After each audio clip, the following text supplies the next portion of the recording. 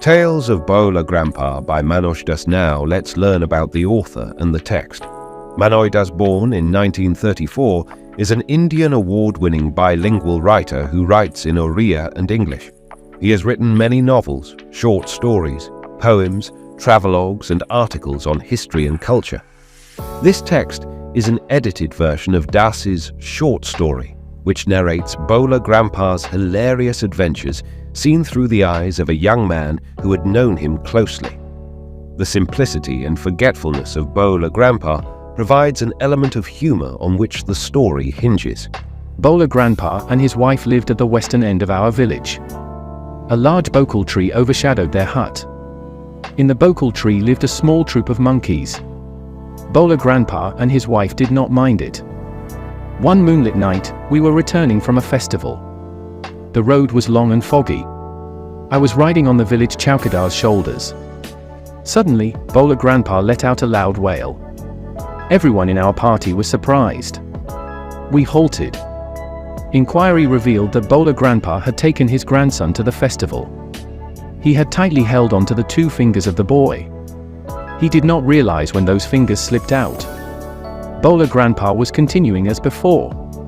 Then someone asked Bhola Grandpa what he was gripping. He remembered his grandson and let out a loud wail.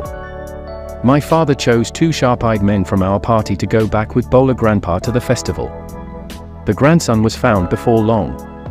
He had taken a cozy shelter under a cow's belly. I remember another funny incident about Bhola Grandpa related by my father. It had been a rainy afternoon. Bhola Grandpa, wild with excitement, told my father and his friends that he had seen a gang of pirates. They were burying a large box under one of the sand dunes on the seashore by our village. At once father and his friends started looking for the hidden treasure. Evening passed on to night. Moonlight came in through the clouds. A pack of jackals were howling. It was past midnight. At this point of time, Bhola Grandpa confessed that there was no real treasure. It was all a dream which he had during his midday nap. Once Bhola Grandpa had a great adventure in the Sundarbans.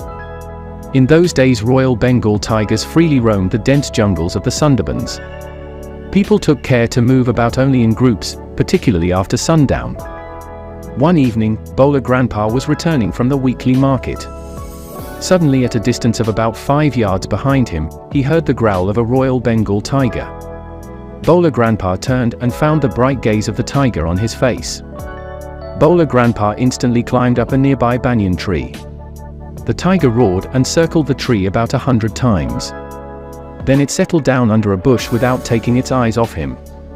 With nightfall, the forest grew dark and silent. Bhola Grandpa could hear the tiger beating its tail on the dry leaves. Hours passed. Dawn broke with the cooing of doves. Bhola Grandpa came down.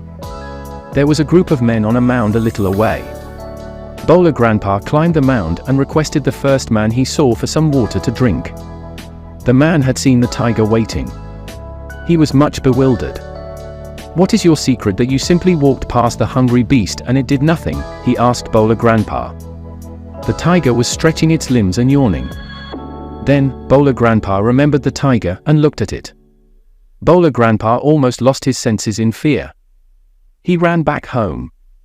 Half a century later, Bhola Grandpa left us forever one morning at the age of 95.